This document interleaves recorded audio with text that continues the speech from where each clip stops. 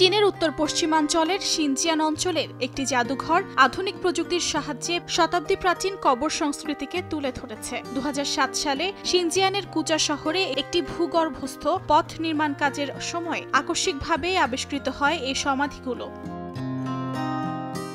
সমাধিগুলো পাওয়া গিয়েছিল অক্ষত অবস্থায় এবং এর সঙ্গে পাওয়া দাফন সামগ্রী ছিল নান্দনিক ও নিখুঁত। এদিকে প্রাচীন কুচা শহর ছিল 36টি রাজ্যের একটি এবং সিল্ক রোডের গুরুত্বপূর্ণ কেন্দ্র।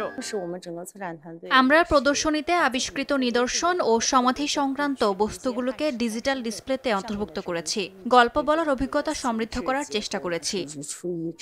জাদুঘরের কর্মকর্তা মিলি জানান, দর্শকদের জন্য ইতিহাসকে কিভাবে সহজে পৌঁছে দেওয়া যায় তার সর্বাত্মক চেষ্টা করা হয় জাদুঘরে। তবে সীমিত প্রত্নতাত্ত্বিক জিনিসপত্র প্রদর্শন এবং সেগুলো সংরক্ষণ ছিল জাদুঘর কর্তৃপক্ষের কাছে মূল চ্যালেঞ্জ। জাদুঘরের পারস্পরিক কার্যক্রমের মাধ্যমে দর্শকরা সমাধির ইতিহাস, স্থাপত্য এবং সংস্কৃতির সঙ্গে পরিচিত হতে পারবেন বলে জানান মিলি। অর্জিতা শাহজিন, সময় সংবাদ।